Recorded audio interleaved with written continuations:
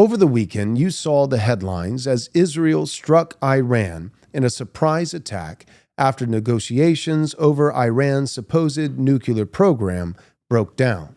For Israel, Iran poses an existential threat if they develop nuclear capabilities, while Iran views Israel as an illegitimate state and stands in solidarity with the Mohammedans occupying Palestine. This conflict has been raging since 1979, and Friday's escalation is merely the next chapter in an ancient blood feud. But more than Israel fears Iran's nuclear capabilities, Israel fears losing the support of the West. Support for Israel has been on the decline since October 7th, 2023. Younger evangelicals are more indifferent, and nationalist sentiments against foreign aid have already stranded Ukraine just 5 months into Trump's presidency. With the exception of their intelligence operations, Israel's military is relatively small and underpowered. In short, they desperately need the U.S. and the EU to see their war against Iran as justified and for them to join the fray. And so, President Donald Trump is facing the most important test of his presidency thus far. The Middle East is the graveyard of kingdoms.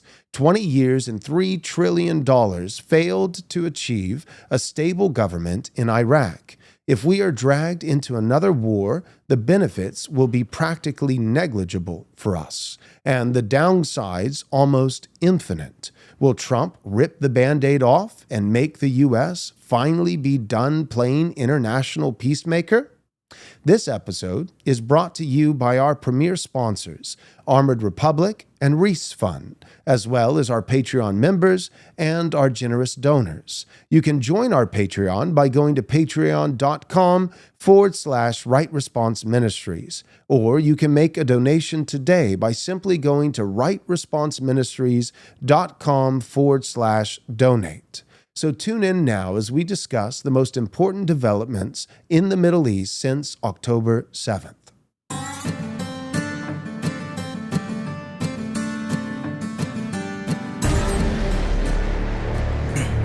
All right, so you know that this is an important issue. Welcome back. We just got back from the new Christendom conference in Ogden, Utah, and that was a blessing. Got to hang out with a lot of friends. You guys are not allowed to leave again if this is the sort of thing that's I know. So we're our over conference there. happened, the Carmelo Anthony thing. That's right. Yeah, So if it's conference weekend, it's conference you weekend, need to short. Nothing ever happens. Yeah, seriously. Yeah, exactly. If there is a conference happening from Right Response or New Christendom, then go ahead and put in some puts on the S&P, or the SPY or something like that.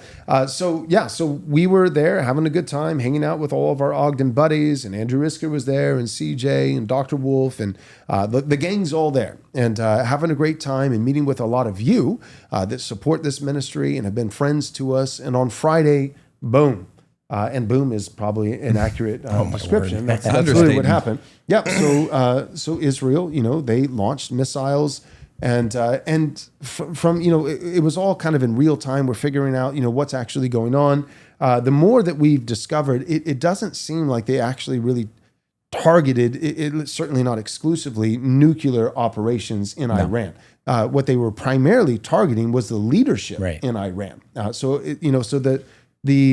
To make the argument or the justification that, we're taking out, Iran's, nuclear missiles because it's a danger to us. But really, we did you a favor, United States. It was a danger to you. And you were their true target, and it's kind of, I was telling Wes right before we started recording, it's almost like Bibi Netanyahu is using Donald Trump's rhetoric that won him the 2016 election that he used with the American people.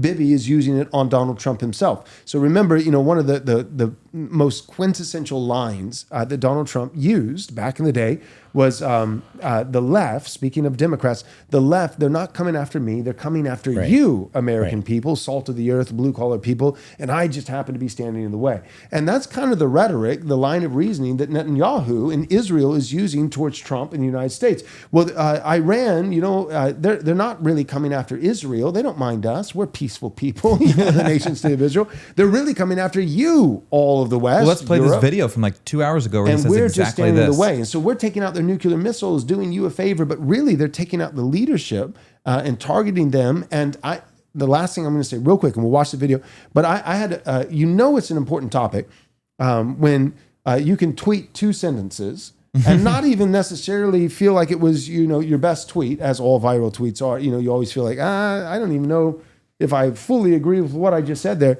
I sent out a tweet that on Friday, I wanted to say something, and then I just left my phone, wasn't paying attention, went to the conference. I'm shaking hands and kissing babies and meeting with all of you, having a grand old time, and then just the next day I look at it, and I think now it's at like 2 million views, over 40,000 likes. Daryl Cooper, Martyr Maid, he retweeted it. Ian Carroll, of course, retweeted. He was like, Joel said something negative about Israel. I'm retweet. Ian Carroll was probably awake 48 hours. That's right. He was tweeting every 5 seconds. That dude was cooking. God bless him. But anyways, it's a really big deal. And Wes, let's go ahead and show that video. Let me just even show the president of Israel saying this. Let's roll clip 1. It's Tel Aviv. Tomorrow it's New York. I understand America first. I don't understand America dead. That's what these people want. They chant death to America. So we're doing something that is in the service of mankind, of humanity, and it's a battle of good against evil. America should and does stand with the good. That's what President Trump is doing, and I deeply appreciate his support. Counterpoint, there's a 3,000-mile ocean between us and Iran, and they live in the Stone Age. Yeah. they're going to nuke us. We're talking about Muslims. And I want to get this out there from the outset, just in case, because you guys know we give Israel a hard time. And honestly, I feel like I'm always holding back, and we're going soft. Israel is not our ally. They are not our friend. That said, neither are Muslims. Okay, so I just want to set the record straight. We have our problems with Judaism. We have our problems with the nation state of Israel that we think in many ways was artificial and only exist because of the West. And it's one thing if we help them get started, but now we'll take it from here. They have been propped up for 75 years by the West. If we get out, they're done. Yep. Right. And so any nation state, many people have said this, many guys who are more moderate, than I am have made the comment. Michael, we were talking about this right before we hit record, but have made the comment that if any nation, not just Israel, any nation for that matter, if its entire existence is completely dependent on another nation outside of itself, then it's not a legitimate nation state. And so all that being said, My point is, yes, we have problems with Israel. That's one of our problems. Why are we forever perpetually bound to give them billions of dollars and fight their wars and all this kinds of things when this is not a mutual relationship? Right. And we certainly have problems with the false religion of Judaism. That said, we have massive problems with Muslims. We are no fans of Islam. We're no fans. And they hate America. He is correct that they chant do hate America. Death to America. They Absolutely. The Muslim perspective is America is the great Satan, right, and Israel is the little Satan. Yes. Yep. So there is absolutely some truth to that. So I want to say that from the outset. This is not a defense of Islam. This is not a defense of Hamas. That's not our position. Our position is like the Godzilla, King Kong kind of thing. Yeah. Let them fight. It's not our fight. Let's. But here's the deal. When Bibi says like they hate America and I'm just standing in the way and protecting you. I'm selfless and Israel's just looking out for you, America. Yeah, right. Because here's the deal. Here's one of the things that I know to be true about Muslims. You can study the Crusades. You can read into it.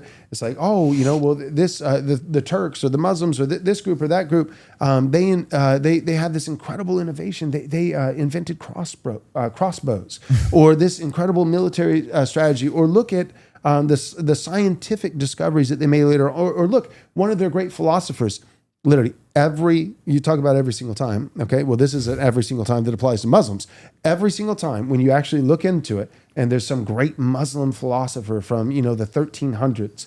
Oh, it actually was a Christian, or I got to be honest here, or Jewish guy who was captured in one of their conquests and taken captive and forced to become a Muslim at the threat of the sword, and then did incredible intelligent things. So that said, Muslims on their own, not talking about when Muslims capture Christians and make them their engineer by force, or capture Jews. Muslims themselves apart from capturing Western people to do, their dirty work for them, Muslims themselves, the 3,000-mile ocean, this is my whole point. The reason why that's so significant is how far can you, audience listening, how far can you throw a rock? Because that's what we're up against. Right. I don't buy it. Oh, they're a nuclear powerhouse. We have been told for years, even decades, that they are right on the cusp of, and I'm not saying there's no nuclear thing going on at all. Of course they want a nuclear weapon. Yes, of course they want it, right? Just like once upon a time they wanted crossbows, right? And they had to get a Christian to invent it for them and take them captive because no Muslim was going to be able to invent a crossbow. Why? Well, that seems kind of rude. No, because they're Muslims, and Muslims, Islam is a false religion, and it denies the truth of God's world. And when you deny the truth of God's world, guess what? You're not very successful. You're not very successful. And so, no, I do not think that Iran is this huge global threat to someone 3,000 miles away, like the United States. So I don't buy it when Netanyahu Do you know who says, does have an I'm estimated protecting you. 300 nuclear warheads and was never actually signed a nuclear treaty to not increase or to transfer their weapons? Does it with immunity. Israel. Yep. Israel has. The estimates are varied because they have, you can put this quote up, Nate, if you can find it. They're not supposed to have weapons. There's this huge international treaty, like 191 nations have signed, and we'll get to this in a minute. The goal of this episode is just to kind of inform you. So as you're thinking about it, you have all of the pieces, all of the history, what's really going on, just so you can informedly speak to someone who says, no, I think we should support them. So you can calmly, rationally, and factually explain, we don't have a lot of interest in the Middle East. But going back to Israel, well, they could be on the cusp of nuclear warheads, this, that, or the other. Well, there's someone who does have warheads in the Middle East, hundreds of them. And we help pay for it. And they refuse to sign any treaty, that's right, which bars them from transferring them, which bars them from increasing their stockpile, and they even use it as a bargaining chip. It's called the Samson option, where they're deliberately ambiguous about how much nuclear power they have. We'll blow up the whole world. That's what so remember Samson in the Bible, it's like one last time. He's been captured by the Philistines. His eyes have been plucked out. One last time. He humbles himself and asks the Lord, because the Philistines have this big party happening and they drag out Samson, this hero of Israel that they've captured and conquered, to mock him and to make fun of him, throw tomatoes at him and all that kind of stuff. And so he comes out blind, eyes are plucked out, and he prays to the Lord, give me strength one last time to defeat and crush my enemies. And he puts his arms on the two pillars that are holding up this big plaza that all the Philistines are gathered underneath. And God supernaturally gives him that strength one more time. And he pushes the pillars and it kills him and everybody else. That's the Samson option that Israel has. What they're saying is, if you don't defend us and we get cornered where we can't win, then we take our ball and go home. And when we say we take our ball, we're saying we take the whole planet. The football in this analogy represents the planet Earth. Like, we will hit nukes on everyone, on you, on everyone. And so there's that, the fact that they have impunity in terms of how they can use their nuclear operations, no accountability. In addition to that, I said, we help fund them. But it's interesting that even the way that we fund them, and I know you guys are probably aware of this, and others have done great work on this to uncover it and reveal it.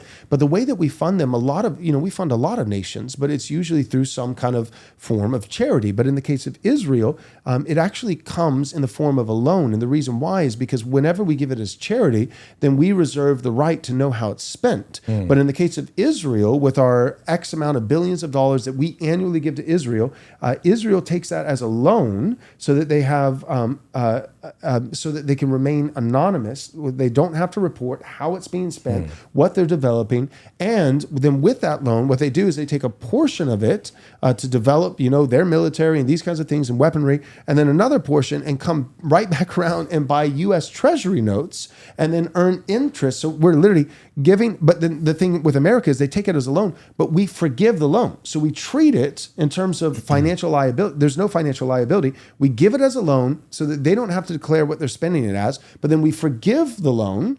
So it virtually is a charity, except we don't get the paper trail. We don't get any intel on how they're spending it. And they take a portion of it that we gave them for free and buy our treasury notes and make interest off of our money. That's the most Jewish thing I've ever heard. It's incredible. Let me get to it's incredible. 2 pieces of info here.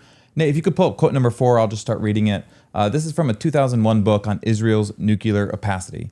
Israel refuses to confirm or deny it has nuclear weapons or to describe how it would use them, a policy of deliberate ambiguity known as nuclear ambiguity or nuclear opacity. This has made it difficult for anyone outside of the Israeli government to describe the country's true nuclear policy definitively while still allowing Israel to influence, this is key, influence the perceptions, strategies, and actions of other governments. So they know they have nukes, they don't know how much, they use it as a bargaining chip. However, over the years, some Israeli leaders have publicly acknowledged their country's nuclear capability. And then let's pull up that last image that I sent just for a comparison of effectiveness and GDP. So this is your map, just for the record, in case, all right, you're talking about Iran, could you point it out on a map? Here it is, huge country. You've got 2 countries in between it. Right there, one of them being Iraq, the one to the south being Afghanistan. So you've got Iran over there. You have Israel, much smaller. As far as the GDP goes, just for some kind of context of comparability, Israel has about $500 billion annual GDP. Iran has about $400 billion. The size of the population, though, Iran is 10 times as populous. So Iran has a population of around 91 million. Israel has a population of close to 10 million. The religious makeup, obviously, Israel is majority Jewish, 74%, 21% Muslim, 5% others. That's including about 5% Christians, Arab Christians. Iran, 99% Muslim. And then even as far as total military personnel, Israel's smaller in this count. We alluded to it in the cold open. 634,000 active duty personnel compared to close to 1 million for Iran. And so Iran is bigger. It has 10 times as many people. And it is pretty much equivalent as far as its economic output, as far as its military personnel. We are not dealing with a first world power. Yeah, here. this is a poor country. Right. Yep. Yeah. Let's get into some of the context of why Israel kind of maintains this defense. Again, to give you kind of an idea of really the difficulty that they've encountered since declaring their independence in 1948. You can pull that image right back up, Nate. This is on the right, what's called the axis of resistance. And so the Muslims have not been happy with Israel since they were established. And a big part of that is not necessarily anti-Western sentiment, although that exists, but it's solidarity with the Mohammedans. So this is with the Muslims that existed in Palestine, in the Gaza Strip, that existed prior to Israel buying lots of land, coming in. I mean, Israel literally just showed up and they declared themselves a state. They rolled in. Right. The UN, it was between Britain and the UN. They basically kind of just said, well, we're relinquishing control of this plot of land. Israel declared themselves. They had a connection. President Truman himself, minutes after Israel declared itself to be a state, he had U.S. foreign policy. They recognized, President Truman came out. He said, I recognize the state of Israel. So that's how it was born in 1948. And what that engendered over the years, what's called the axis of resistance. And so what you have here on the screen is just a graph of all of these different, really, they're all terrorist groups. So these are, you have Hezbollah up in the north, Lebanese. You have Hamas. You have tons of other smaller ones we don't know much about. The Houthi rebels down there at the lower part of the canal. And then, of course, Iran, Hezbollah, and Afghanistan. And so Israel has been, since its inception, 1948, the modern state of Israel. The true Israel is, of course, the church. But the modern state of Israel that calls itself Israel, they have been surrounded by Muslims since their inception and fought at least 8 major conflicts. Some of them being some pretty big wars where they were attacked by Egypt, Syria combined. And so practically speaking, I absolutely recognize that Israel has a very vested interest in its military, in maintaining its borders, and maintaining a strong military presence. If we're being honest, their intelligence operations are incredible. Incredible. You probably remember the pager incident from 2024. Through the infiltrating the supply chain, planted explosive putty in tons of pagers. This was Hezbollah, Lebanese terrorists, blew them all at the same time, I think killing more than 1,000 of them, and just crippling communications, crippling, of course, their workforce, their command, all of that. And so Israel, that's what they did on Friday also. I mean, Iran couldn't really even mount a counter. Right, not for a little while. For a little while because they were just completely scrambled. They cut all of their communications and everything. And Wes, Knowles today said that those groups that you mentioned, Hezbollah and the Houthi, are largely proxies for Iran. Would you agree with that? That's how I would certainly understand it to be. So Hamas that attacked Israel on October 7th, it's understood to be, same thing, Iranian proxies. So the funding, the weaponry, always coming through that. Right. And this has been since 1979. And it's funny, we talked about it earlier today, but Iran was a constitutional monarchy up till 79. And they weren't Christian or anything like that. And It was for sure authoritarian, as monarchs tend to be. But it was actually in 79 that there was an Islamic revolution, and that led to the Islamic Republic of Iran. And that Did has we literally help with been... I'm sure we had nothing to do with that. The CIA, I know, helped with a revolution in, I think it was 63. And Okay. it's funny, it was very clear, even just researching, that a lot of women were involved. Like this was a very like pro-right, Classic. pro-expansion. Right. We're going to get an Islamic Republic. But it's literally been since 79 that there has then been this hostility. And if you go and read through the encounters, there's tons of different wars. So once they shifted from monarchy to being a republic, then all of a sudden there's a ton of wars. Tons of and wars. We have to give billions. Israel of hates them. dollars. That's That at sounds least right. with Iran, that's how it played out. So Right. we'll hit our first commercial break. Checks When we out. come back, we're going to talk about Iran's nuclear capabilities and really what sparked all of this. Yeah. America is a country that was founded for the purpose of allowing Christians to do their duty before God and not to have their consciences ruled by the doctrines and commandments of men. Reese Fund exists in order to see the 10 Commandments properly applied, not just as a plaque on the wall, but to actually be used in business as though they're commandments from God that we're supposed to obey. Our goal is to find businesses and to buy them and to build them up. We want to find manufacturing businesses and use them to make sure that we can maintain our capacity to do things here. Reese Fund, Christian capital, boldly deployed. At Kingsman Caps, we believe that every man is called to carry the crown. That is, to seek out and gain glory, and ultimately to give that glory to Christ. Our hats aren't just apparel, they're a symbol of sacred duty.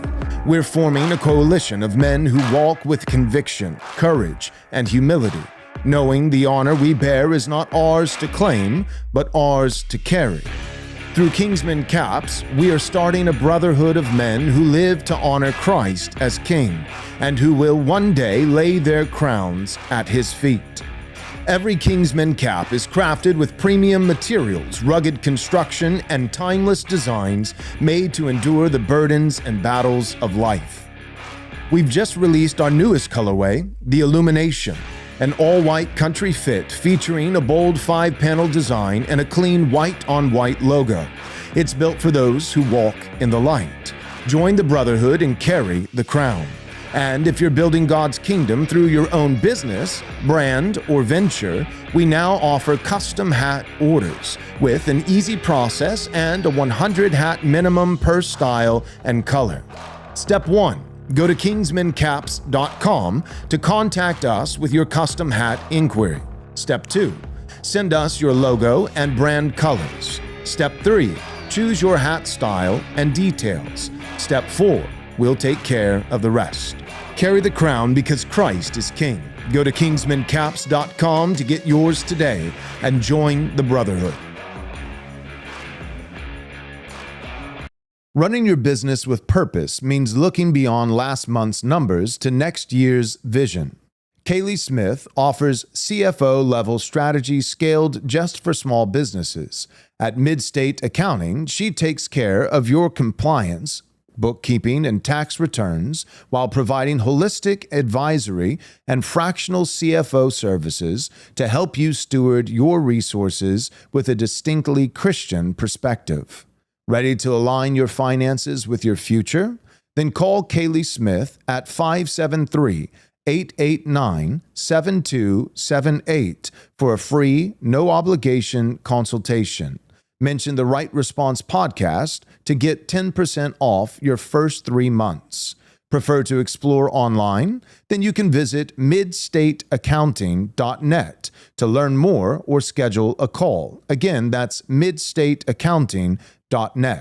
With Midstate Accounting, you'll plan for tomorrow while operating in faith today. So call Kaylee Smith at 573-889-7278. Again, that's 573-889-7278. So Wes was saying just a little bit earlier before we went to our first commercial break that in a nutshell, so when you look at Israel and Iran is 10 times the size in terms of, the population, but pretty comparable, actually a little bit lower in terms of their GDP, About their 20% wealth. lower. And but then in terms of their standing, active military, It's, Iran, it looks like it's about 50% higher. It's in the 900,000s, close to 1 million. And then Israel, closer to like 500,000 or 600. I thought it was 600. 693. Yeah, 693. Yeah. So maybe 40% higher on Iran's, standing army. But, in a pinch, Iran obviously is going to be able to get a lot more foot soldiers because they just have more people. But it really comes down to the wealth and how that translates to weaponry and intelligence, and technology and those kinds of things. And when it comes, you made a throwaway comment, but it's important, speaking about Israeli intelligence, that it really is, from the little bit that I've looked into it, the most superior in the world, rivaling our own. And so that's where, and I'm going to throw this out not as a definitive statement because I don't know, but I'm curious just to hear what you guys think. Obviously, October 7th was atrocious. And I don't think that Israel did it. I don't think that these are actually like Israeli spies, coming in on hang gliders, slaughtering their own people. I don't think that. But I do struggle sometimes to believe, knowing how advanced Israeli intelligence is.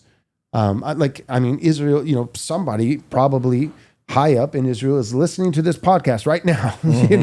They know everything. I feel like they know everything. And the fact that they didn't see that coming when literally like they're gliding at like 0.05 miles per hour, you have just from spotting the gliders in the sky, you've got like a day and a half to get there, to stop it. And you're talking again, the most sophisticated intelligence in the world. I don't think they did it, but I do struggle to believe that they didn't have knowledge that this was happening. And when we look at what's going on today, is that not the perfect moral justification to just go in and glass another country that you're worried about, that's might or might not be developing, nuclear power, that they might turn those guns on you? It's not going to get across. They're not going to be able to mess with us 3,000 miles away, but they can very much mess with Israel, and Israel having this sense of urgency, like we want to take them down preemptively, to beat them to the punch, but we know that the rest of the world is watching and we need some moral justification to do this, and we're not going to hurt our own people. We're not devising this, but we have intel that they're going to come and hurt our people, and we're just going to kind of sit this one out. I have a perfect quote prepared. There's an old saying, never let a good tragedy go to waste. Right. Yeah. Let me just read this as context. And again, this is not making a definitive claim, like you're right, they for sure did it, they knew about it. But listen to this context in 2023, because as Americans, we don't pay attention to these things, maybe rightfully so. This is quote number 1. Benjamin Netanyahu, so President Netanyahu, was unpopular and facing political challenges before the October 7, 2023 Hamas attacks. His coalition government, formed after the November 2022 election, was deeply divided due to its inclusion of ultra-nationalist and ultra-religious parties. Large-scale protests erupted in early 2023 against his judicial reform plan, which critics argued would undermine democracy by concentrating power in the government. Polls indicated significant public dissatisfaction with his approval ratings, already battered by nearly a year of internal conflict over the reforms. Additionally, Netanyahu faced ongoing corruption charges, including bribery, fraud, and breach of trust, further eroding his credibility. While his coalition held a majority in the Knesset, his political atmosphere was volatile and the leadership was under scrutiny, though immediate ouster was not imminent. This is adapted from a New Yorker article. So it is an objective statement of fact that prior to October 7th, so objective statement 1, Israel's incredible intelligence operations. Yep. Statement 2, Benjamin Netanyahu was for sure, him and his coalition government, on the fritz. And so I for sure think... And then statement number 3, Israel would like to take out Iran. Yes, for sure. They've always wanted a reason to do it. And they needed reasoning. Planned it? Maybe, probably not. Probably not. Knew about it? I think almost 100%, because that has the title of that New Yorker article is How Widening Israel's War Saved Benjamin Netanyahu. That event literally saved his presidency. Yep. And let's pause real quick. I'm curious, Michael, what do you think? I think there is very likely that is the case. You guys know me. I like to speculate about nothing. But I know that there are rumblings that this sort of thing has happened many times, even possibly like the U.S. government knowing about the Pearl Harbor attacks before they happened. One thing I'm confident of is that people who know things will use what they know to further their cause or their war or whatever it is. And so the only thing I want to add here is it's sometimes more complicated. I'm speaking in general terms here.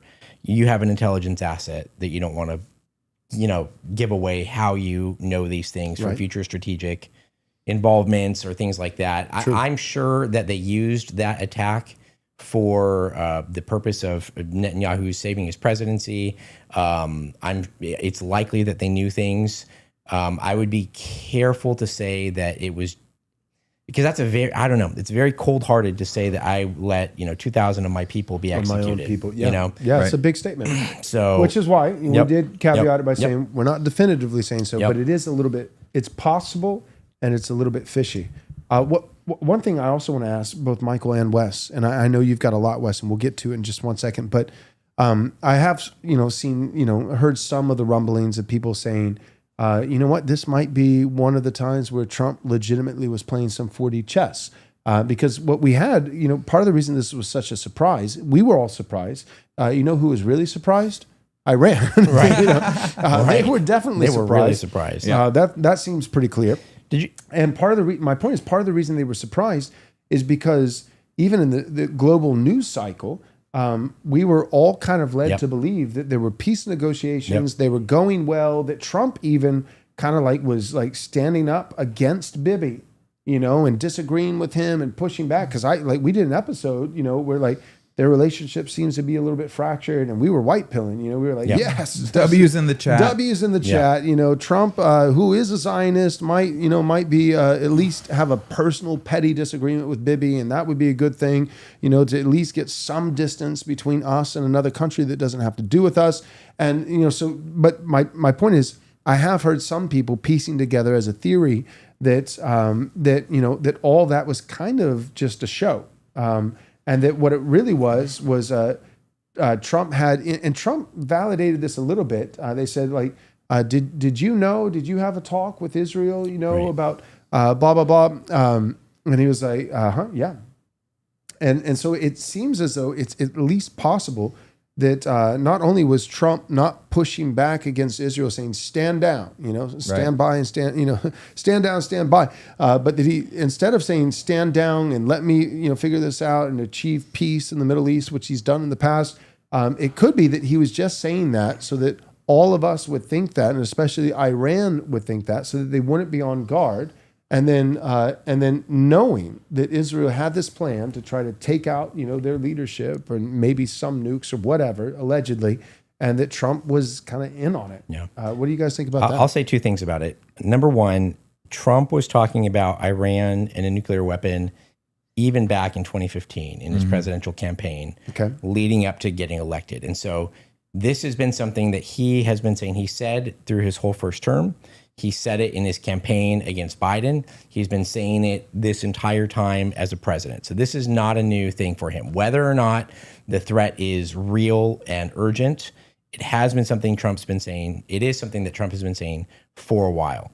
Secondly, I don't know if you guys heard this, but there was a news conference and the reporter asked something about the fact of, if the U.S. was involved, and Trump didn't say they were. But he said something to the effect of, well, we gave them 60 days to negotiate, and on day 61, their whole leadership, the nuclear program leadership, was blown up.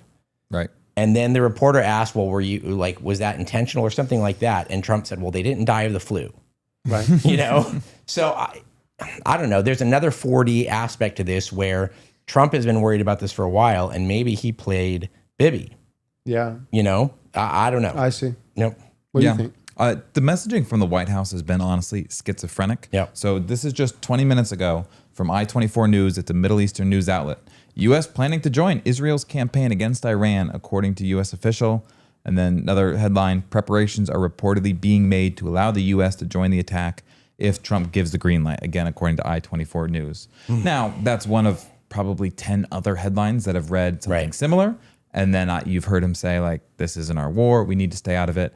And that is a tactic to say, I'm going to say one thing, I'm going to say another thing. Yep. You do not have to. If you are asked, did you and just top secret officials carefully collude on a plan? You have no obligation to be like, well, I need to be forthcoming and transparent. So he will say whatever. What really matters is what we do. But the second we have U.S. fighters, and the second especially U.S. troops, boots on the ground, I mean, all of that is dispelled anyway. Until that happens, we are not in the war, at least on paper, objectively, in the eyes of the public. And hopefully we never are. Yeah, and hopefully we never are. But objectively, it does look like we appear to have some involvement in it. Let's get to why we need to be involved. So the big concern has been Iran's nuclear program. This has been something since I think around the 90s. You're not saying why we should be involved in the war, right? As a This is the case for it. This is why we're having this conversation in the first place. So there's an agency called the International Atomic Energy Agency, the IAEA. And like I said, 191 nations. This was inaugurated in, I think it was 1970, and it's been renewed since. It's fully in effect. And there is a treaty in there called the Nuclear Non-Proliferation Treaty. And so basically, countries that have nukes get to keep them. So this is not saying like, all right, if you had nukes at that point when you signed on, we're not here to come take them away. But what you agree is not to expand and not to transfer them around. And then if nations don't have nuclear capability, they have an agreement, this is important for Iran, they have an agreement not to develop new nuclear capability. So it's kind of aimed at, let's all decrease our stockpile, let's not build anymore. And this occupies first world countries, the big superpowers.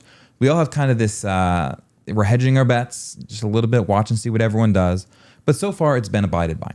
But the thing that broke on June 12th, the straw that broke the camel's back, was that the International Atomic Energy Agency declared Iran in breach of its obligations under the policy. And this was the first time in almost 20 years that the Board of Governors made such a decision. And so they essentially said since 2019, Iran has not been forthcoming. Iran has not been clear. They've not been complying. We're finding radioactive traces of uranium, suggesting that they're enriching it. They're not telling us why. They're not telling us what it's from. And so we have declared them in breach, essentially saying we think that they're developing nuclear capabilities. Not saying they have it.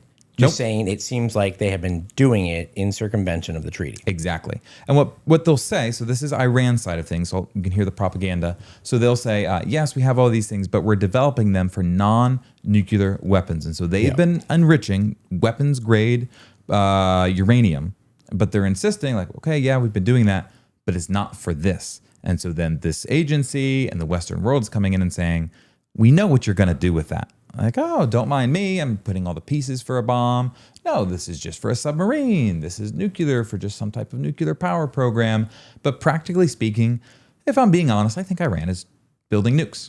Now, will they get there? On what time frame? How good will they be? How many will they have? Will they use them? Those are all questions into the future. But practically speaking, they have about 5 sites where they're doing the type of activity that could absolutely support the creation of nuclear weapons. Nate, could you pull up that map that shows those 5 sites?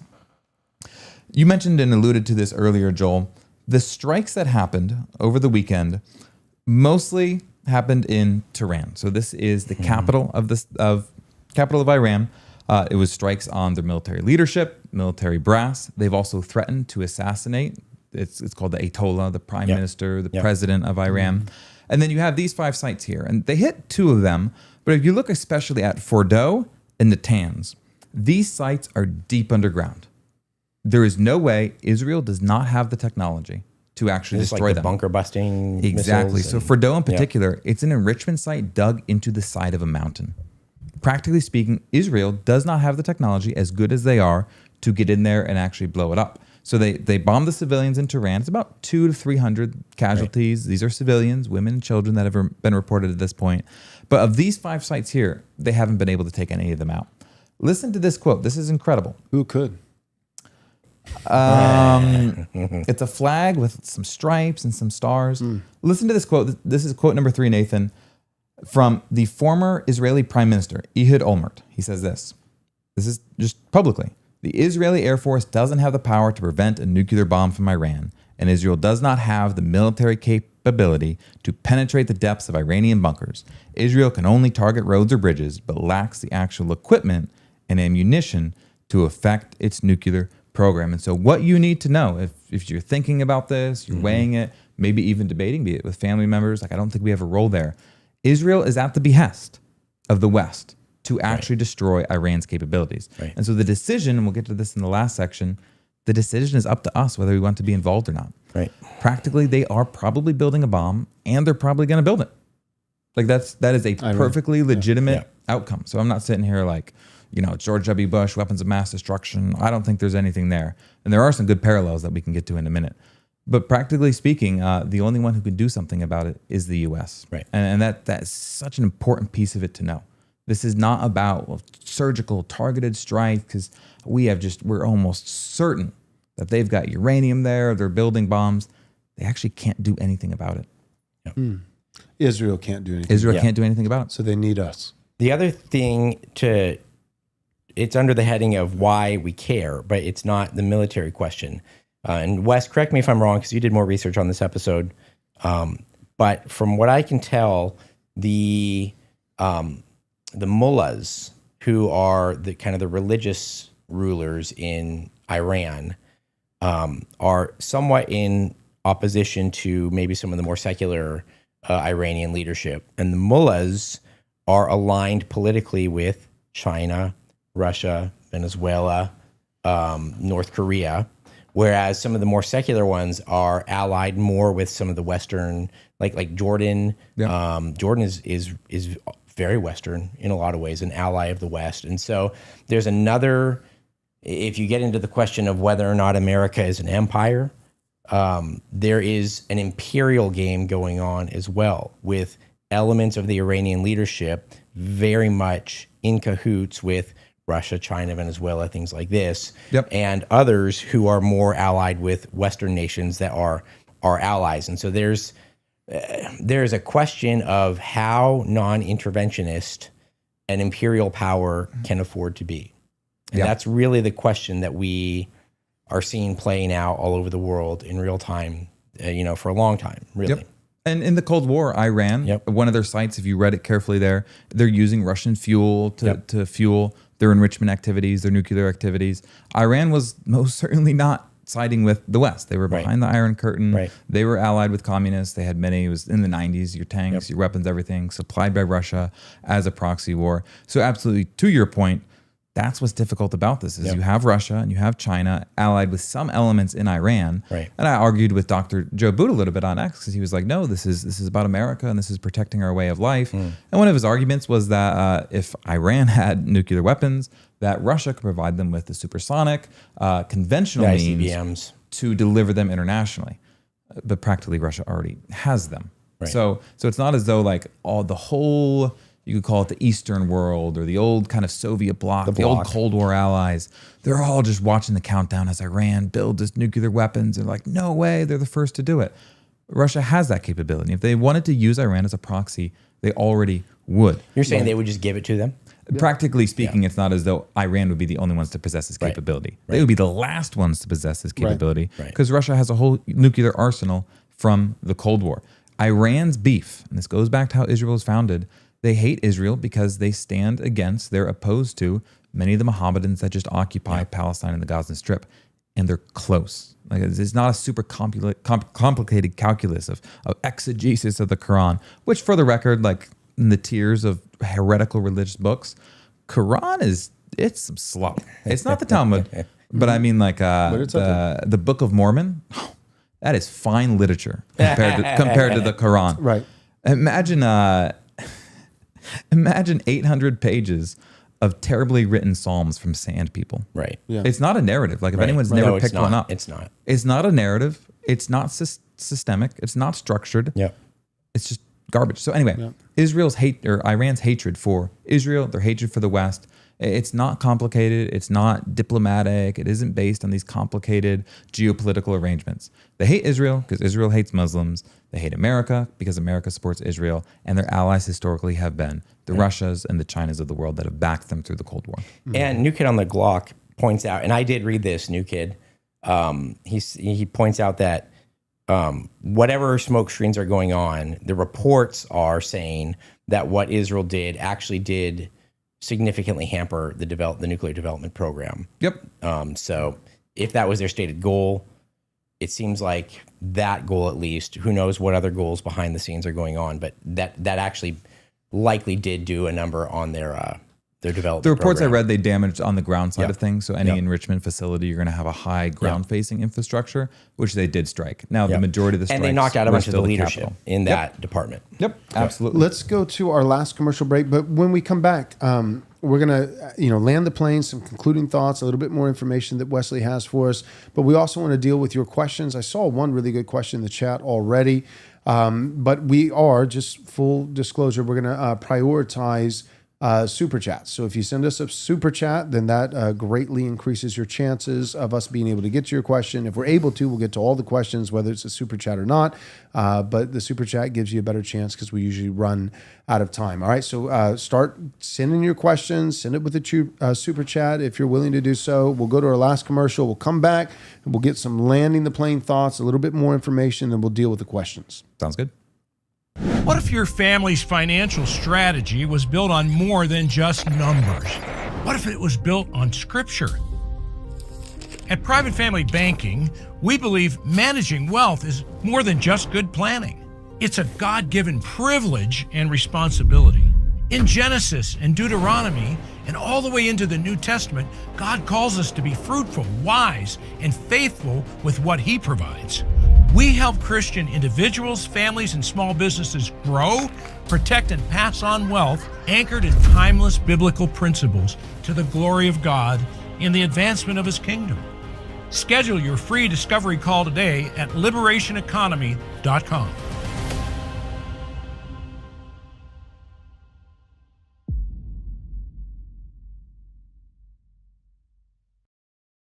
I'd like to introduce you to a book called On Ruling. It's a book written by a group of guys who live down here in Texas. Now, the subtitle reads this: An Everyday Guide for Christian Patriarchs. And that's precisely what this book is. Now, I'll tell you what this book is not. It's not a Bible study. It's not a devotional. And it's not a boring retread book about leadership or leveling up. No, this book is designed to get you thinking about how to seize more ground and then bring it under good governance. Now, most men are not aware that our mandate is to build civilization right where we are, with a winning culture. We tend to want to outsource that responsibility, or just try to get more comfortable. But that is not what our lives are to be about, gentlemen. Regardless of how many talents our master gave us, we should be making moves to see an increase in all spheres of our lives. One day he will return and ask for our reports. So this book is about all that. It's about governing your heart, household, and enterprise so that the kingdom of God advances. On Ruling is a great book for group study with you and your fellow men, or perhaps even something that you can read in the deer stand. So go and get On Ruling now from Western Front Books at the link below. That's www.westernfrontbooks.com. Heaven's Harvest takes pride in providing you with the best freeze-dried emergency survival food kits on the market. Their kits stand out because they prioritize serving sizes and calories that will sustain you for the long haul. No gimmicks, no fillers, just a diverse array of nutritious options that will pleasantly surprise you. But they're more than just emergency food. They're advocates for sustainable preparedness. Their heirloom seed kits include heirloom, non-GMO, non-hybrid, open-pollinated seeds, ensuring that your garden produces the same quality and variety year after year. Packaged in high-grade mylar foil, their seeds have a 10-year shelf life. So get 10% off your Heaven's Harvest order by using our special discount code RRM at checkout or by clicking the link in the description below. Made in the USA and free shipping on orders above $99 for the US only. All right, we got breaking news. So 25 minutes ago or so, I said that there were reports, this was from I-24, that Trump was getting ready. They were getting ready to be prepared to go to war on behalf of Israel. New breaking news came out 15 minutes ago. We're so back. Breaking: Trump administration tells allies it will not get involved in the war against Iran Amen. unless Iran attacks Americans. So this is still Praise the Trump God. administration. not Trump himself on Truth Social. Right. This report comes out as rumors are spreading Trump greenlit the U.S. joining the campaign against Iran. There's nothing that suggests he's doing this. So praise God. My brother doesn't have to die for Israel. My brother's still active duty army. I mean, those are the type of people that would be going to make sure Tel Aviv can have its pride parade. And I personally don't care. I don't think that's worth it. But please continue to pray that that's the case. Yes. I think the best resolution is no ground war. And this fizzles out. This happened about a year ago. There was an exchange of missiles between the two. A couple hundred people died, and honestly, that was that. And so I think on both sides, there's Christians in Israel, for sure, about 5% Christian Arabs. You have Christians in Israel, true Israel. You have a very small persecuted church in Iran. 5% true Israel inside of fake Israel. Inside of 100% fake Israel. But no, my first and foremost care there isn't any of those countries because they're not at all my people. I have no relation to them. I've never lived there. None of my ancestors did. But as far as the Christians that are there, our care for the Christians' family, we don't want to see war and destruction come upon them. And so pray that that's the case. And let me get to why I think we talked about this over the weekend, Joel, why Israel did it. Like struck these sites, struck the capital, took out the entire military brass. And it really does seem that support for Israel, especially in the wake of October 7th, and some of that is the brutality with which they leveled the Gaza Strip. So none of this is necessarily all theological, as if Americans are just waking up, they're getting rid of the dispensational theology. But practically speaking, since October 7th, and you can pull one of these, the first chart up, Nate, the support for Israel has been on the decline. It's been on decline among Democrats, for sure. We'll talk about in a couple days. Always has how been. the revolutionaries very quickly, they catch on to something and then they won't let it go. Rare Democrat W. Rare Democrat W. So this is a chart. This is feelings towards Israel from the Chicago Council on Global Affairs. This is a survey from April, just of this year, April 2025. And you can literally see right there at 2023, the peak of about 58% overall. So overall support for Israel, rate your feelings towards them, 100 being the highest, 0 being the lowest, 58, high watermark, only topped by 59 in about 2012, down to 50. So in 2 years, an 8% drop. Democrats, 51 to 41. Republicans, 69 to 63. Those are all drops in about 7 to 10% of public support for Israel. Let's go now to evangelicals, because evangelicals, practically speaking, are some of the biggest supporters. And if you look at this poll, so this is from comparing 2015 and 2018. It's a little bit older, University of Maryland, Brookings. 18 to 34 is one age group, 35 is the other. So 18 to 34, that's your blue if you're looking at this screen. And then 35 and up, that's your orange if you're looking at this screen. The older crowd, by about 10%, a little bit higher, especially in 2018, they're much more likely to lean towards Israel. So 22% of 18 to 34-year-olds, 32% of 35-year-olds. And that's 2015. And that's 2015.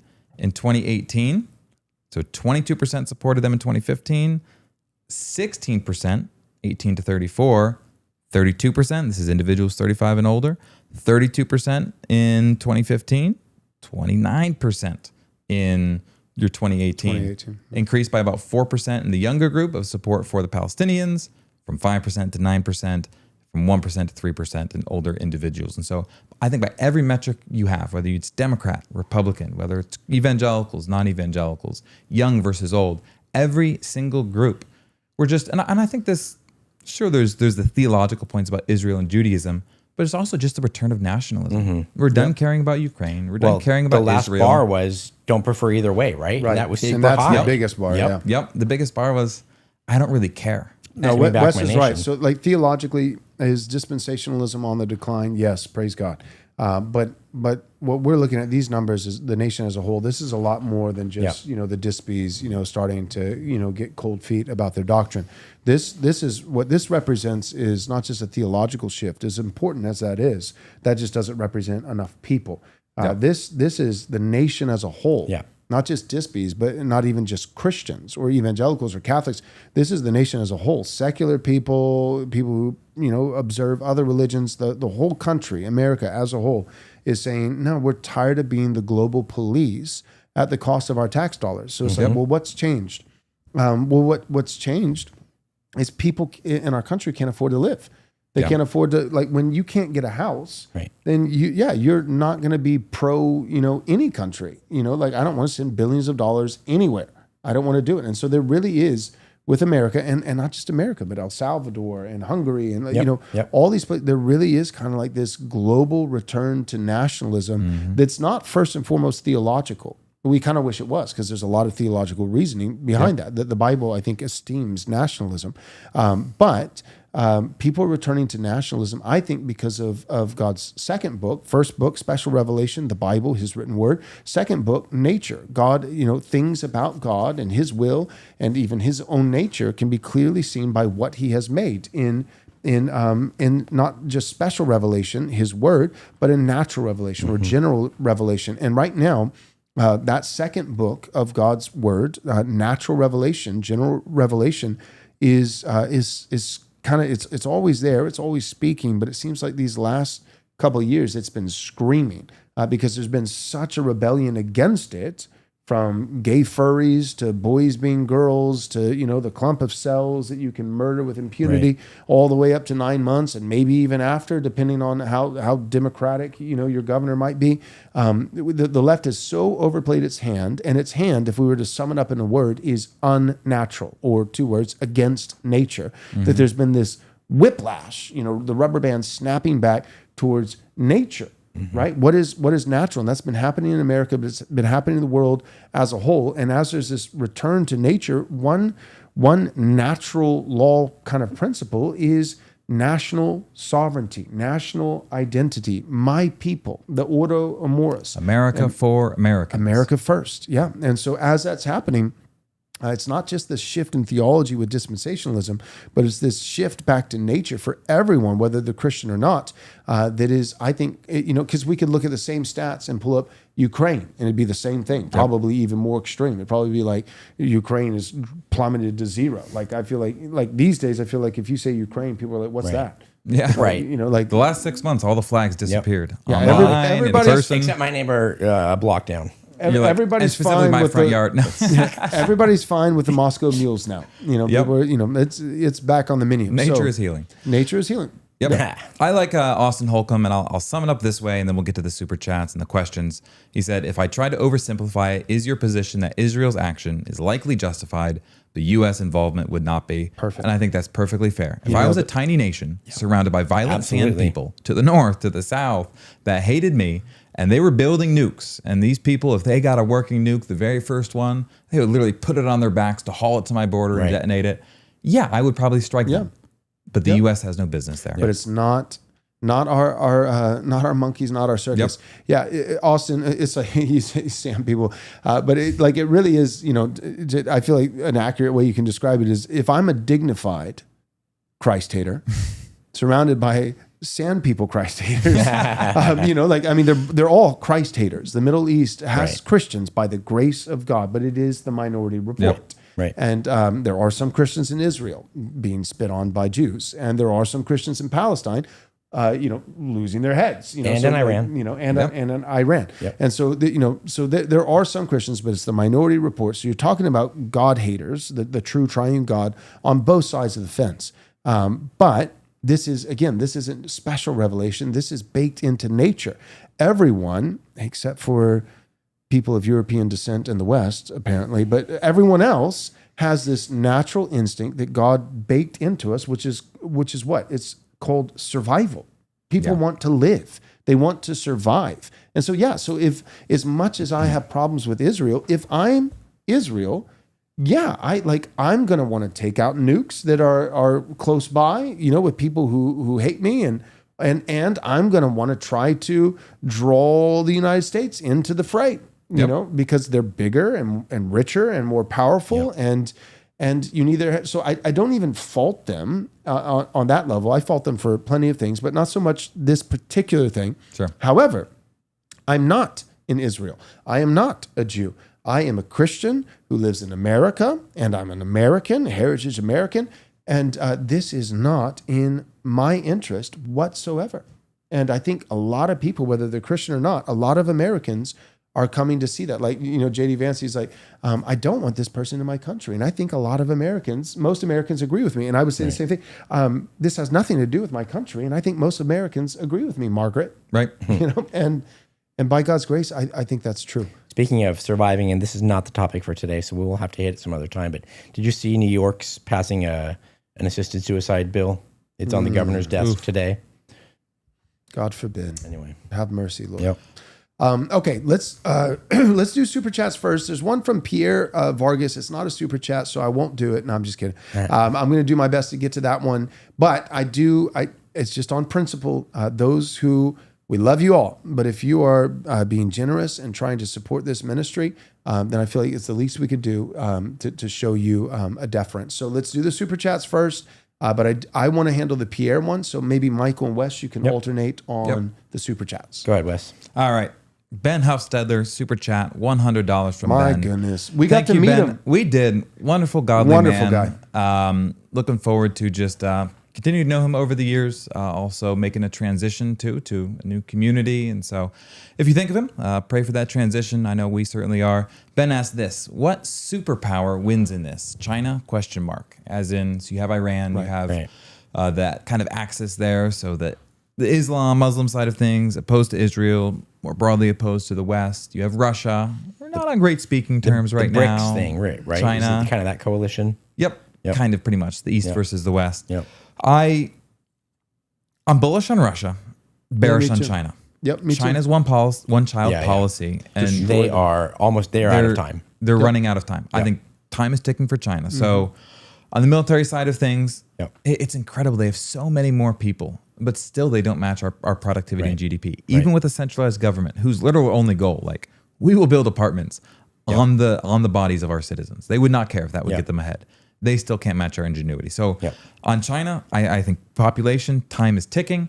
Technologically, it's probably pretty close. They are a threat. There's no denying it. Probably a bigger military threat than Israel. But practically, I think we outlast them. Russia, on the other hand, I mean, they've banned LGBT groups as terrorism. They've gotten rid of a lot of Western propaganda. So this is your we're McDonald's, bullish on Russia your because they're Pornhub. Christian. They're following... And they're nationalists. Yeah. Yep. They're an Eastern Orthodox Christian country. Right. Their birth rate is recovering. So I do think Russia, if I'm looking 30, 40, 50 years, who's doing good? Who's having children? Who's protecting their borders? Who's resisting liberal propaganda that allows you to devalue your heritage, devalue your home? Bullish on Russia. As far as the West goes, we'll talk about it here in a couple days, but like Britain, there's no Trump figure that's rising. No. Yeah. I cannot put enough puts on Britain. Yeah. The U.S., I'm hopeful by God's grace, but I'm hopeful for the I U.S. think those are the winners and the losers. I'm super bullish on Russia. One, because they're Christian, and I get this. I'm not going to be like, why aren't we best friends with Russia? I'm aware that there's a bit of a history there. Like, I'm aware, like, there's, there is a history, but Tucker Carlson has even said this, and I think he's right.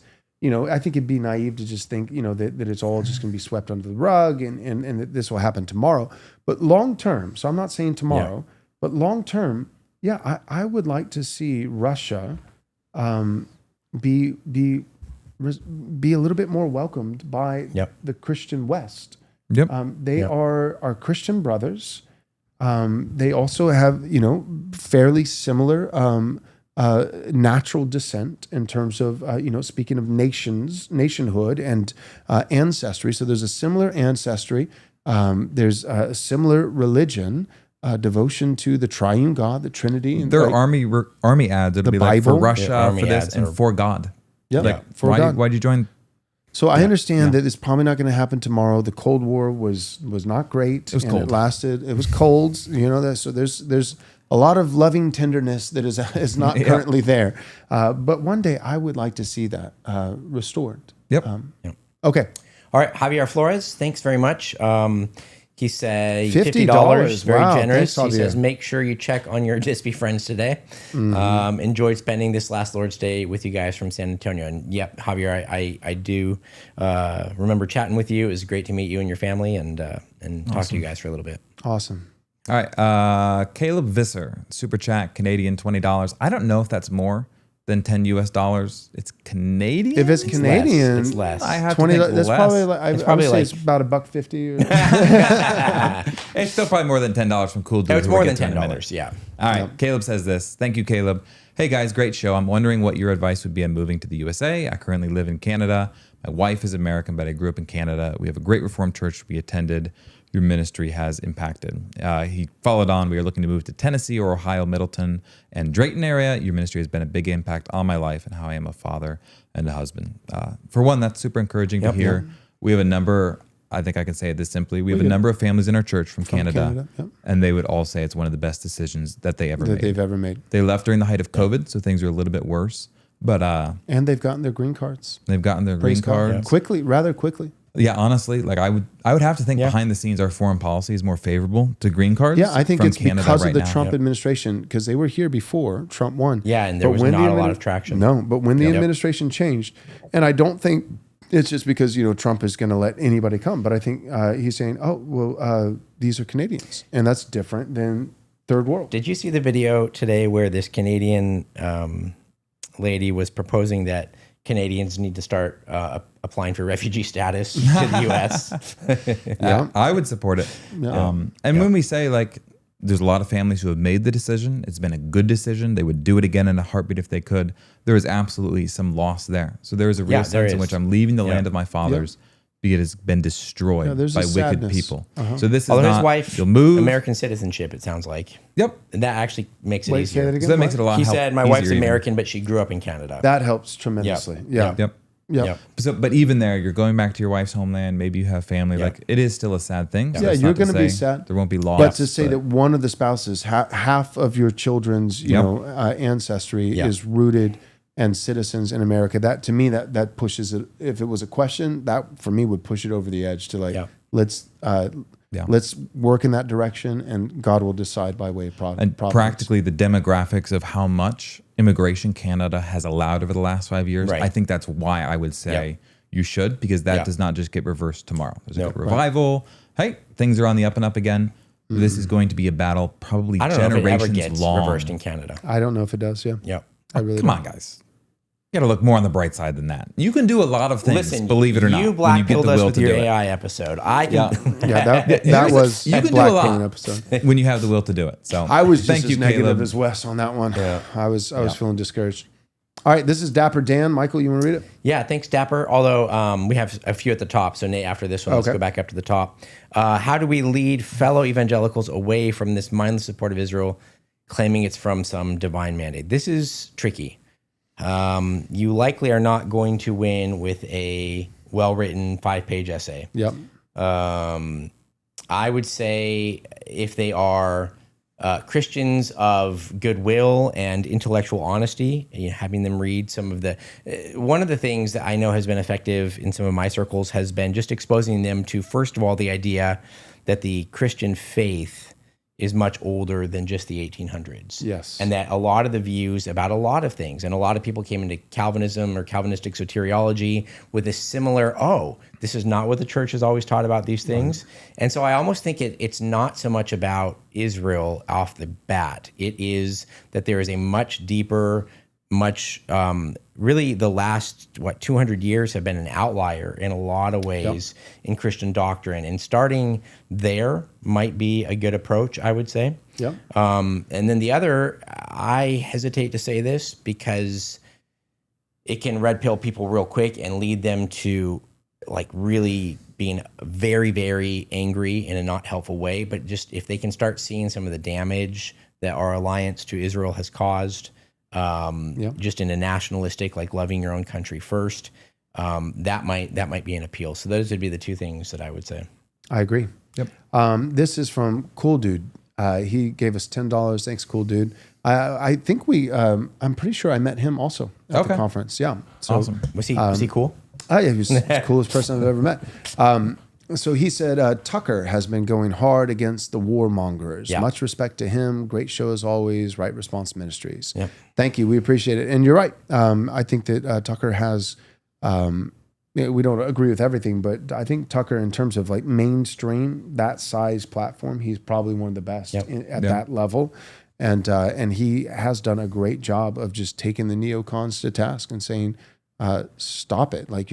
Seriously, you're in the Senate drooling on the floor, salivating over Yeah. war in the Middle East. You know, You got an Israel flag outside your office, Senator Rick Scott. Yeah, like show some dignity, have some some patriotism. self-respect. Yeah, Tucker's also someone who has, admitted, hey, I drank the Kool-Aid with Yes. Bush and the WMDs. he did a good job kind of Yep. owning his mistakes. That always speaks a lot to me when someone says, "I didn't always hold this view. I was wrong." Cool Dude had a follow-up, so let's hit that one. Okay. Do you guys think if the U.S. gets dragged into this debacle, seems likely, it will become a massive war against Iran, or maybe just some surgical strikes? Both are bad, but the former is much worse. I'm going to go with the nothing ever happens bros on this Yeah. one. Yeah. I'm all in. Actually, I really am. I think, especially even with that post that Wes read, Yeah. that was breaking, and Yeah. Cool Dude might have asked this question before, Right, before Wes that, read yeah. that on the stream. Yeah. But I don't think we're going to get involved. Praise God. I mean, maybe we do, but I actually think that I think that you will blink and we'll be at the midterms. And so I think both economically, in terms of you don't tariffs, want a war going in into terms the of midterms. tariffs, and then also passing this bill, you know, and getting some deportations, and then also staying out of a war, are all in Yep. the best interest of Republicans right now. Yep. I definitely agree. That was one of the brilliant things. I was deployed in the Middle East in 2016, and that was when ISIS was a huge Oh, yeah. force.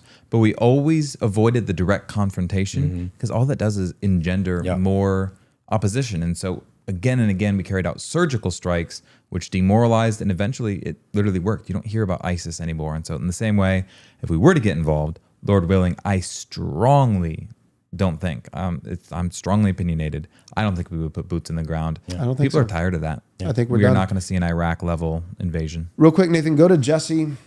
You were on it. Jesse S. He said, I just thought it was funny. He said, Right Response Ministries, I wonder if New Christendom Press will post your talk from their conference. It was based, but if they post it, it will certainly shadow ban their channel. I think that's probably true. Probably.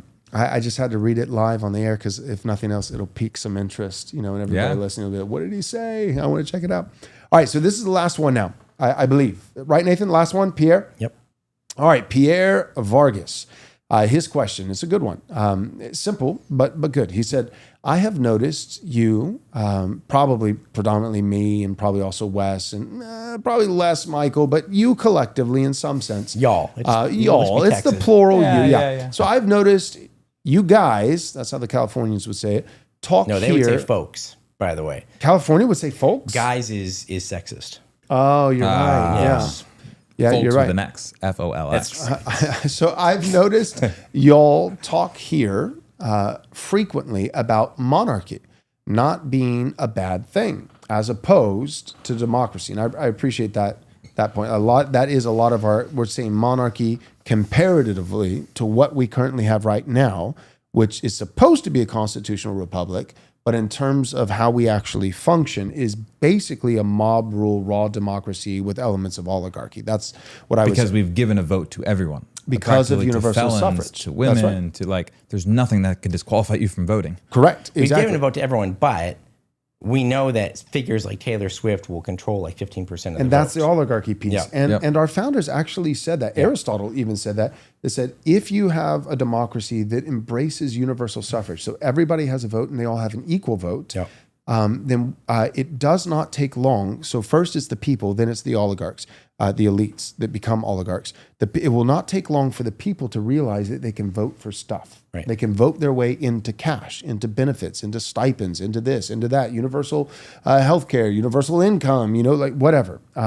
So as soon as you devolve from a republic, representative government, all the way down, even to the level of the household, to just a raw democracy with universal suffrage, everybody gets a vote. It does not take long for them to realize they can vote their way into stuff. And as soon as they start voting their way into stuff, then the elites come in with promises of Give you the stuff. stuff. And that's where you get an oligarchy. So I appreciate Pierre Vargas recognizing that it's not just in a vacuum conversation that we're having and saying, that all things being equal in every scenario, at all times, no matter the country, no matter the place, no matter the people, monarchy is the quintessential God's design. That's not our position. Yeah. I think I can speak for definitely myself. I think Wes. I think Michael. You feel free to correct me if you nuance it a little bit differently. But my position is, I don't believe that the Bible. I believe the Bible gives us principles, moral principles of justice,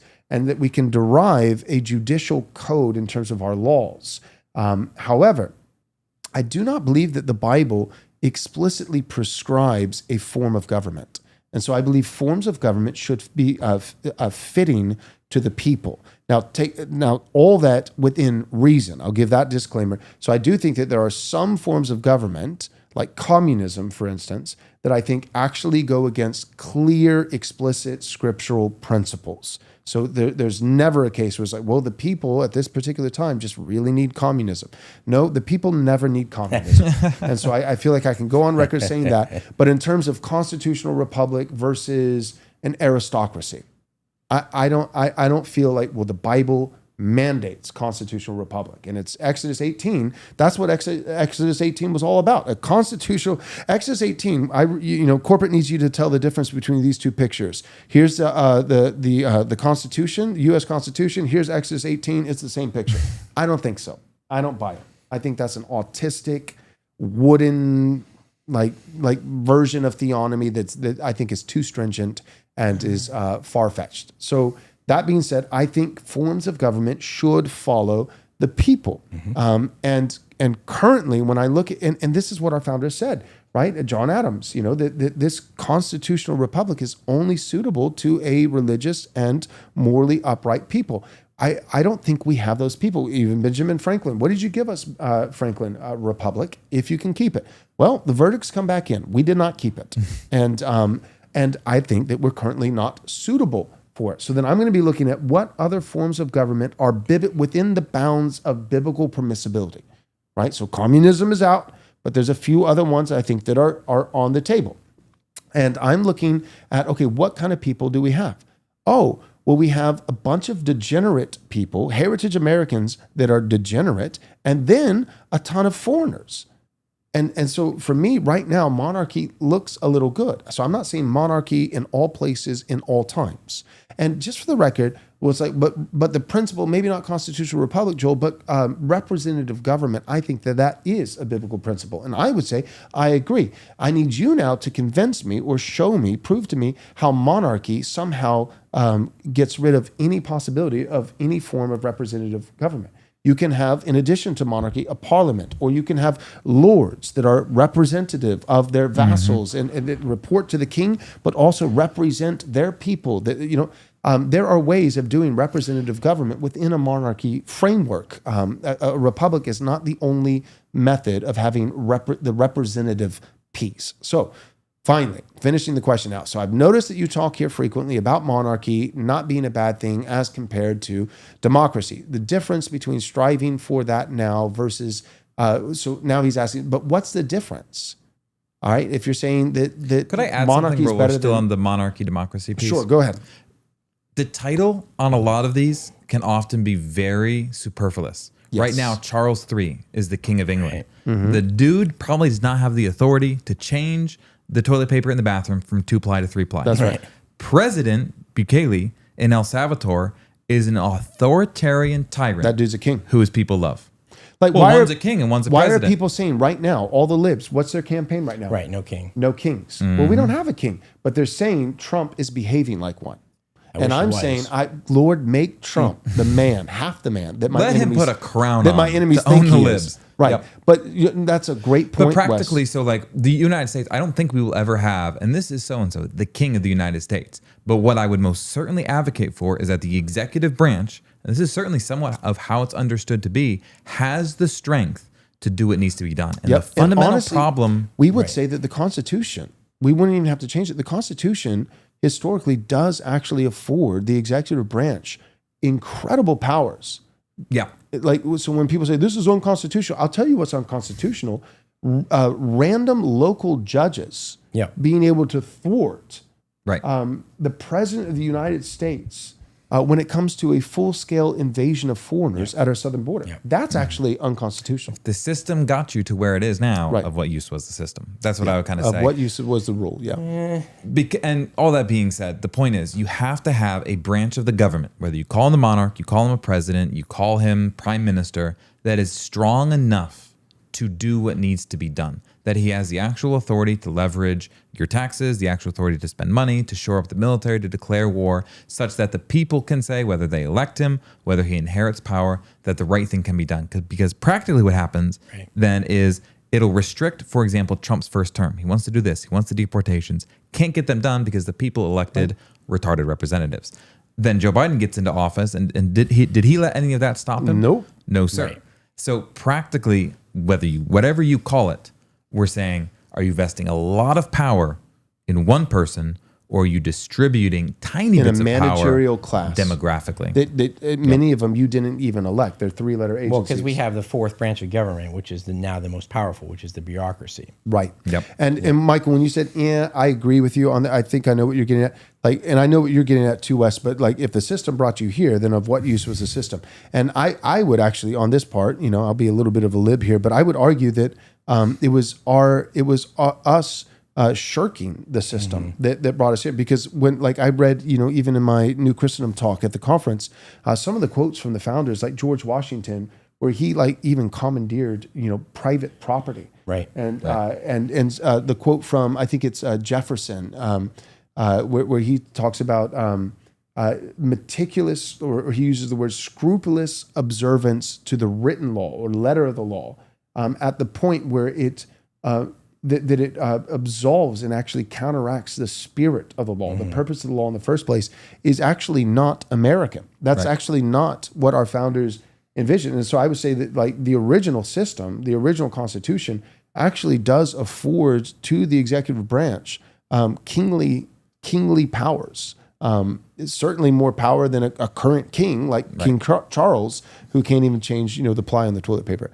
And I would just say the counter to the counter. I think monarchy would have gotten us a good 200 years too. So the Constitutional Republic, for sure, in God's grace, because of the caliber of people, gave us an incredible. 97% of America was Christian in 1900. So we got 200 years that way. That's technically 100, like 125. But I think you get that same amount with the monarch or the Constitutional Republic because of the caliber of the people. The caliber of the people is I would just say, I think Washington could have become a king. Yep. I think they would have made him a king. I think he could have established a royal line. And at that point, there was no constitutional amendment on number of presidential terms. I will concede that the American Revolution was not primarily against the idea of a monarchy. It was against the fact that we have no representation for the king. Right. Now, what we did and what Washington left behind was very, like, right there at the beginning, they said, we're not going to be a monarchy. So I think there's something in the American spirit that is suspicious of monarchy. But true, I will 100% agree. Here I can find common ground that the executive power needs to somehow be given back. That's never going to happen. But the executive has power to do the things that it needs to do. And really, one of the things that we need to get around, we've done a whole episode on this, is Marbury versus Madison, which established the concept of judicial review. Yep. Because while maybe good for really big level things, I would argue maybe it wasn't. But now that's why we get DC court judges who feel like they can countermand the president's orders. And so to the people who want a monarchy, I sympathize with the desire. I would just say, I think it would be more work to get to a monarchy than to restore the power that the executive branch ought to have. Yep. Okay. So let me finish the question, and I think we got one more super chat that just came in. So I've noticed you talk a lot about, maybe monarchy being better as opposed to democracy. But what's the difference? If that's your position, here's the follow-up, the question. What's the difference between striving for a monarchy now versus the Israelites back in the day wanting a king? Right? Give us a king, give us a king. And, the Bible's pretty clear on that point that was not a good desire. I would say the key difference is this, Pierre. in Israel's case, when they were asking Samuel, they were asking the Lord through Samuel to give them, appoint for them a king, they were not currently in a democracy. So they were not saying, we currently have a democracy, but we'd like a king. And then God speaks through Samuel and gives this answer: I'll give you a king, but let it be written down on record that this was a bad decision to ask for a king, because what you currently had, aka democracy, is morally superior to a monarchy. That's not the lay of the land. When Israel is asking for a king, what they're actually moving away from is being ruled in multiple facets. But one of them is that God was actually ruling by divine fiat through the prophet Samuel speaking to Israel. So notice what God says specifically through Samuel as a response to Israel when they ask for a king is he says, he doesn't say, I'm heartbroken because you've rejected our sacred democracy for a monarchy. No, he says, I'm heartbroken because you've rejected monarchy for monarchy. But which kind? You've rejected monarchy with me as king for a human king. Yeah. I'm your king. So God doesn't say, I'm sad because you're choosing monarchy over democracy. They already had monarchy. But who was the king? It was God speaking through his vassal, Samuel, the prophet. And the people are saying, we'd rather have a human king. And they even tell God why. They say, so that we might be like all the other nations. So they're saying, we already have a king and we know it. We have a monarchy, we have a king, and the king is the Lord. But we want an inferior king simply so that we can be like all these other surrounding pagan nations. That's what God doesn't like. Yeah. But to use that text to say monarchy is always, that's a poor use of the text. I've looked into that text some, and it seems pretty likely that because one of the main characteristics of a king back then was raising an army, right, conquering, right, defending. And so really what they're saying largely is, we are tired of being afraid of instability. Mm-hmm. We are tired of relying on you, God, to defend us for our enemies. Right. And so it's not just who's going to, is it Samuel who's going to be giving us the divine law, or is it some king?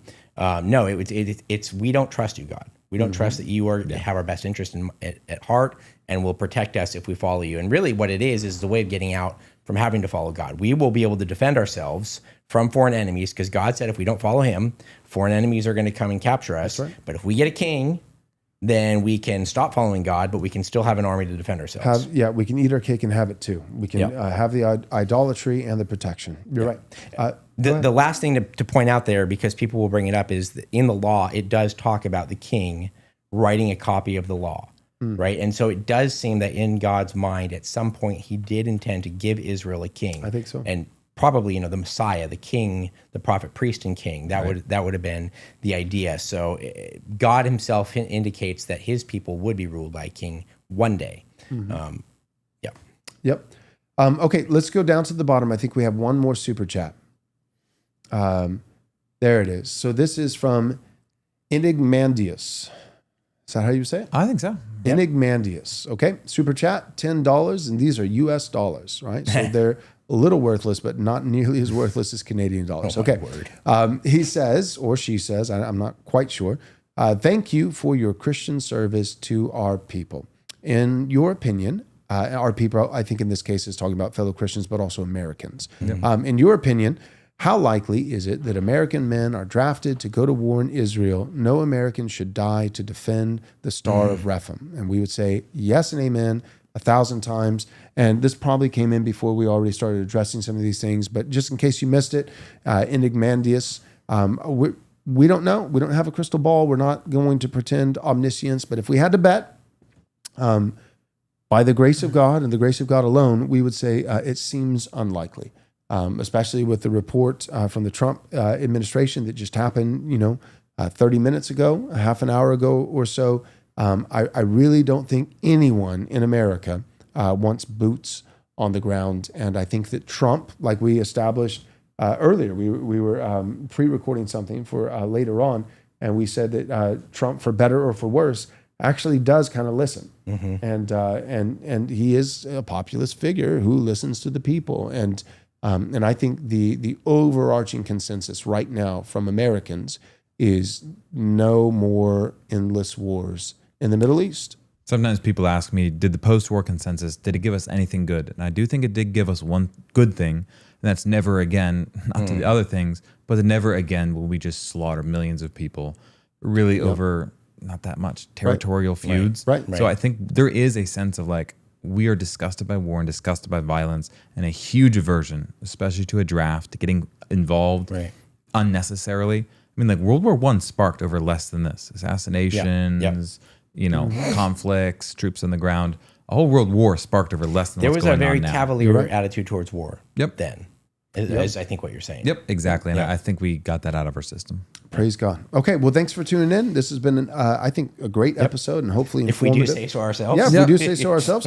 I think informative, there's theological pieces, but there was also, I think, a lot of good geopolitical and some breaking news moments, and graphs and the whole 9 yards. So hopefully if you've kind of been in the dark and didn't really understand what happened on Friday where, Israel attacked Iran, hopefully at this point you feel like, all right, I know what's going on and I'm ready to, argue with my dispensationalist grandma, Or don't and enjoy the time. Or don't and just enjoy your grandma. Amen. All right. So thanks for tuning in. And Lord willing, we will see you on Wednesday.